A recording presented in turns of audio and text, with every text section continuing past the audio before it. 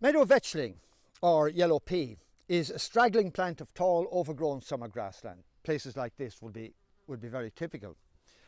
And it has evolved an ingenious strategy for being able to clamber up over the surrounding vegetation in spite of the weakness of its stems. We'll come back and talk about that later on. But on these wildflower outings, we've now met three of the main variations in the floral strategy, the patterns of the flowers and floral strategy of members of the pea family. And here in Meadow Vetchling, we meet an example of the fourth of these variations in the structure of the flower. Now, you might remember that in flowers of the pea family, the 5 petals are locked together in order to function as an efficient unit of pollination by interlocking folds and seams and knuckles on the different petals.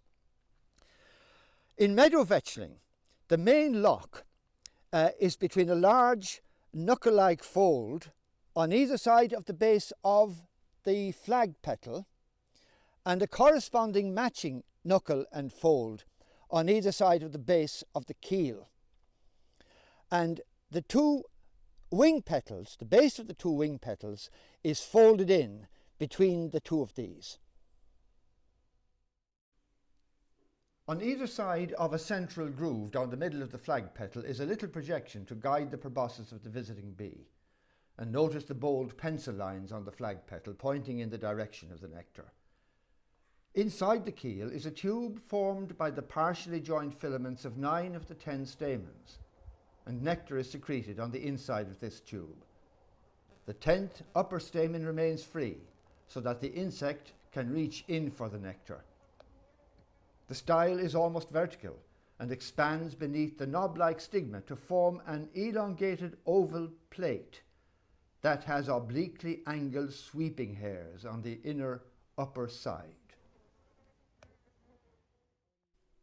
When a bee lands, the various interlocking mechanisms are balanced in such a way that its weight causes first the fine point of the stigma to emerge from the nozzle at the tip of the keel in order to pick up any pollen on the bee's hairy body, followed by that pollen-covered brush at the top of the style, which sweeps some of its load onto the bee's abdomen. When the bee takes its weight off the keel, everything goes back to where it was before, ready for the next visitor. You may find all of this detail rather difficult to observe in Meadow Vetchling because the flowers are so small, particularly if you don't have a hand lens.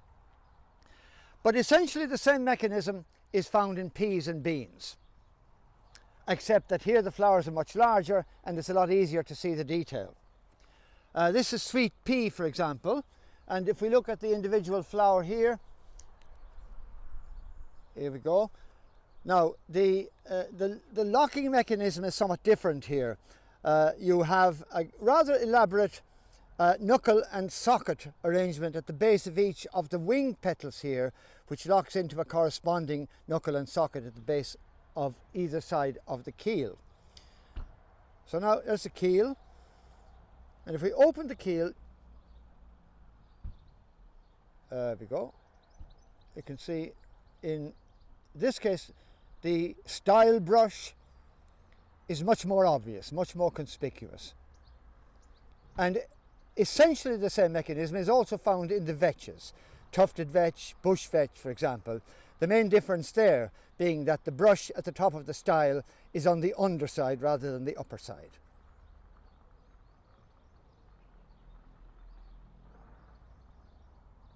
If we take a closer look at the leaves now, we can see how yellow pea manages to clamber up over the surrounding vegetation in spite of being such a straggly, weak-stemmed plant.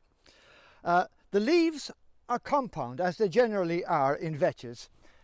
For comparison, here is tufted vetch. You can see the typical compound leaf with all the little leaflets arranged along the sides. But in yellow pea, most of those leaflets have been discarded and only one pair of leaflets has been retained. You can see the way the rest of the leaf has been transformed into this downward inclined tendril, which twists around anything it comes in contact with, enabling the plant to haul itself to the very top of the vegetation. The leaf then has this very distinctive flying bird-like appearance.